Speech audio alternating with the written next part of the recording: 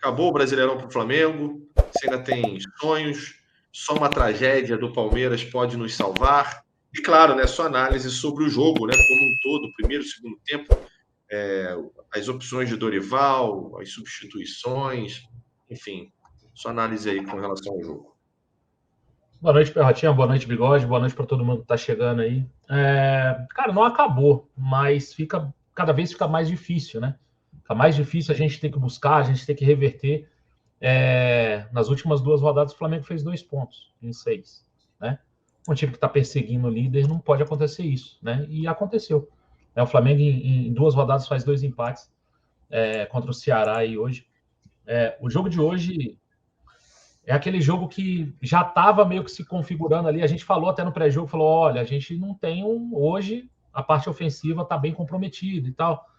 Né? E aí a questão de Vitor Hugo, Cebolinha, Marinho, eu acho que foi o grande ponto fraco dessa atuação do Flamengo hoje, lá no Serrinha, ali no estádio do Goiás, foi realmente a questão de criar as jogadas, criar as oportunidades. A gente tinha a posse da bola, a gente tinha o volume de passes trocados muito maior do que o Goiás, só que o Goiás não tem vergonha nenhuma de fechar suas linhas e tentar sair num contra-ataque, né? Que foi o que tentou fazer o jogo inteiro. Por incrível que pareça, não fez o seu gol num contra-ataque, né? Fez o seu gol uma bola lançada no Pedro Raul, que fez um belo pivô, né? E o jogador do Goiás errou o chute e fez o gol, né? Acontece, né? Essas coincidências da vida, né? O cara chuta errado, a bola pega no chão, cobre o Santos, e aí o Flamengo tem que correr atrás do prejuízo. E aí eu acho que, de novo, o Dorival erra no timing da substituição. Ele faz as substituições depois que a gente já levou os gols, aí ele coloca o Mateusão, o Matheus França. O nosso primeiro tempo não foi bom, né? Longe disso. Né? E aí eu acho que as substituições vieram um pouquinho atrasadas, né? Tirando ali o fato do Everton Ribeiro e o Arrascaeta ali, que eu acho que aquilo ali já estava meio que programado, né? O Everton Ribeiro jogar, sei lá, 60 minutos e o Arrascaeta jogar os outros 30, né? Para a gente poder gerenciar essa minutagem aí. Do resto da galera, acho que faltou um pouco mais de rapidez para o Dorival entender o jogo ali. O primeiro tempo já mostrou que a gente precisava de um jogador centralizado ali para tentar parar um pouco essa bola. Não funcionou o ataque com Vitor Hugo, Marinho e Cebolinha. Né? O Vitor Hugo centralizado voltou demais, recuou demais. Ele não é esse jogador com essa presença de área. E o Marinho e o Cebolinha são casos à parte, né? São capítulos à parte que a gente pode falar um pouco mais à frente aí do jogo. Não gostei do campo. O campo, apesar de parecer bonito, eu acho que a bola quica muito, dificulta muito o domínio dos jogadores. Né? E aí o Flamengo já não estava numa noite brilhante, né? Seus jogadores já não estavam numa noite brilhante. E aí a gente não consegue fazer um bom jogo. Fica aí o ponto positivo para o gol do Matheus França, né? Um garoto que entrou, foi lá e conseguiu fazer o gol. Mas essa ideia do Dorival de colocar o Vitor Hugo centralizado não deu certo, né? E a gente precisa ter alguma solução para Vitinho e Marinho. Eu acho que, além de tudo, tá caindo na intensidade também. Hoje eu já vi jogadores menos intensos na segunda parte.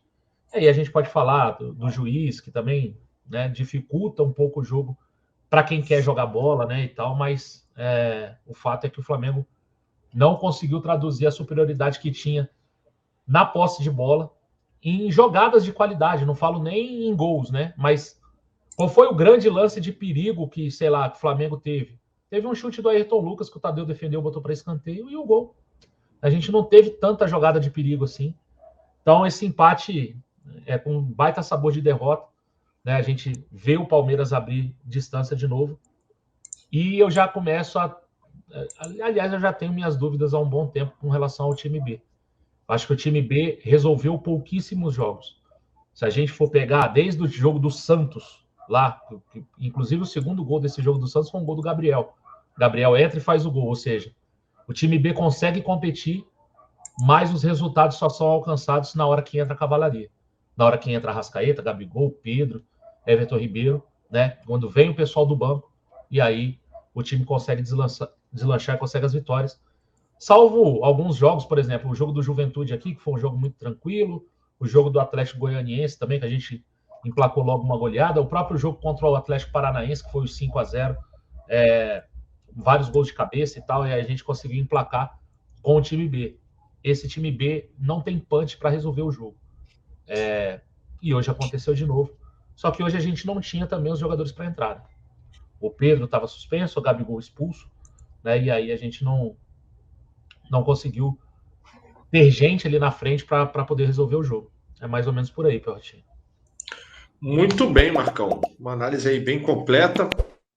Rodrigão, também estou querendo sua análise com relação a isso, se você concorda com a opinião do Marcão. Eu acho que ele tocou em vários pontos bastante importantes desse jogo do Flamengo, né? A gente falava muito disso no pré-jogo, é verdade. Ele lembrou bem sobre o que conversamos nesse pré-jogo e que acabou se confirmando, infelizmente, nesse pós-jogo. Eu queria agradecer demais a audiência de todo mundo aí, pedir o like. E eu queria tirar uma dúvida contigo, Marcão e Rodrigo. Vocês já repararam que o nosso chat está só as mensagens da Twitch? As mensagens do YouTube não estão aparecendo. Será que é algum problema técnico? Eu não sei o que está acontecendo, tá? Eu tenho botado até algumas mensagens aqui na tela, mas eu não tenho visto as mensagens do YouTube. Bom, eu vou dar uma olhadinha aqui tecnicamente. Eu já vi que o Marcão, obrigado aí também de ter botado já a tela aqui em segundo plano aqui para a coletiva. E vamos tocando aí. Rodrigão, manda bala aí na tua análise e eu vou olhando aqui para ver se eu consigo puxar as coisas do YouTube. Realmente está só a galera da Twitch mesmo. Mas a gente vai resolver isso aí, vamos ver. Cara, um time que quer brigar pelo título não pode ter uma partida tão pobre quanto teve hoje. Foi pobre, foi totalmente pobre. Algumas equipes nessa reta final começaram a crescer. Internacional, Fluminense, Atlético Paranaense. Algumas equipes começaram a dar o seu ar da graça agora. É a hora de crescer. A gente está falando sobre o time B.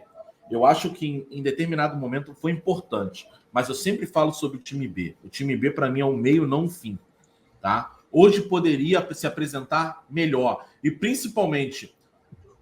depois eu vou abrir uma aspas para o Dorival, mas só para falar sobre o time B, né? Os últimos 4 jogos, o time B foram 3 empates e 1 vitória. Deixamos de somar 6 pontos. 6 pontos. E eu não vou nem falar de pontuação só. Eu vou falar de futebol, tá? Futebol praticado. O Flamengo faz uma partida muito pobre. Deixa eu pegar aqui. Cara, não sei por que. Tá aqui. O Flamengo faz uma... A verdade é, o Flamengo faz uma partida muito pobre contra o Palmeiras. Tá? O primeiro tempo, onde consegue ali equilibrar aquele estilo de jogo do Palmeiras. E aí tem 20 minutos onde o Palmeiras manda no segundo tempo. 20 minutos onde o Palmeiras manda. Beleza, então não é uma partida tão boa. E aí você vai para o segundo jogo, contra o Botafogo. Eu fiz esse jogo. Jogo horroroso do Flamengo. Tá? O gol foi meio que no talento do Pedro, que foi lá, dominou, escorou a bola. Um jogo muito pobre. Depois a gente joga contra o Ceará. E mais um jogo ruim do Flamengo. E agora contra o Goiás. Eu acho que fica nítido que esse time B perdeu o gás. Acabou. E aí, vai continuar insistindo? Então, tem que ser claro com o torcedor, irmão. Hoje a pergunta tem que ser claro com o torcedor. Abriu mão do Campeonato Brasileiro. Abriu mão do Campeonato Brasileiro. E aí, aquele negócio. Não é eu que vou fazer essa pressão, mas ganha-se uma obrigação de conquistar a Libertadores e a Copa do Brasil. Pela forma com que o Flamengo está abandonando o Campeonato Brasileiro. É isso que ele vai ser cobrado. Agora, tem uma coisa no Dorival que me causa temor para os jogos mais decisivos. Temor no próximo jogo contra o São Paulo. Se Deus quiser passando, temor nos jogos da final contra Corinthians ou Fluminense, caso passe pelo São Paulo. E temor principalmente no jogo contra o Atlético Paranaense. O Dorival ele tem uma leitura de jogo pobre. Na qual muitas vezes ele não consegue identificar o que está acontecendo, e quando ele consegue identificar, ele é muito tardio. Hoje, por exemplo, ficou bem claro, eu até falei isso com o Perrota durante a live. Cara, tinha um momento do jogo onde o Vitor Hugo estava fora da área que tinha uma jogada do Flamengo e só um Marinho no meio de 5 jogadores dentro da área do Goiás. Irmão, desculpa. Se tem tanto jogador, ou você vai preparar uma jogada para tentar um chute de fora da área, porque dentro da área você não vai conseguir fazer gol com o Marinho no meio de 5 defensores do Goiás. Ficou claro que aquele time estava clamando por um centroavante. Para mim, a primeira utilização era colocar o Mateusão nesse time. Ah, o Mateusão é novo, o caramba 4, mas por característica era o Mateusão. Ele coloca o Arrascaeta e coloca o Rodinei. Pelo menos se mexeu, mas foi muito tardia para as outras mexidas. Isso aconteceu contra o Palmeiras, isso aconteceu contra o Ceará. Tá? Ele tem uma leitura muito retardada, né? Retardada que eu tô falando, muito atrasada, tá? E quando ele tem essa leitura, ele não consegue escolher as melhores peças. Então, parceiro, o meu temor é esse do Dorival, principalmente enfrentando um Atlético Paranaense muito fechado, onde você vai ter que ter uma reação para tentar, porque não adianta você ficar... Hoje, por exemplo, o Flamengo teve posse de bola absurda. Chegou a ter 70 e pouco por cento de posse de bola. Mas era aquele negócio que eu que estava narrando o jogo, eu ficava até meio assim, porque era o toque. Chegava no cara, tocava no outro, e não conseguia fazer isso. Gente, esse é o estilo. O que o Goiás apresentou hoje, a gente vai ter pior no jogo contra o Atlético Paranaense, na final da Libertadores. Ah, os 2 blocos, todo mundo dentro da pequena área, é o estilo de jogo do Atlético Paranaense. E aí, o que vai acontecer? Eu tô desenhando aqui. O Flamengo vai ter maior passe de bola contra o Atlético Paranaense, vai ficar tocando bola, mas não vai conseguir nada. E o Dorival vai acordar com 25 minutos do segundo tempo. Aí a vaca foi pro brejo. Eu acho que tem essa crítica em cima do Dorival. A gente pode falar que o Dorival trouxe a gente, igual a galera tá falando aí, trouxe a gente de novo para as conquistas das grandes competições. Mas a verdade é, o Campeonato Brasileiro há bastante tempo ele vem fazendo decisões erradas em botar time B. Hoje nem era tanto um time B. Mas, por exemplo, o Vitor Hugo não deu certo como centroavante. E foi quando que ele tirou o Vitor Hugo de centroavante? Com 30 minutos do segundo tempo? Com 30 minutos do segundo tempo. Uma leitura totalmente equivocada.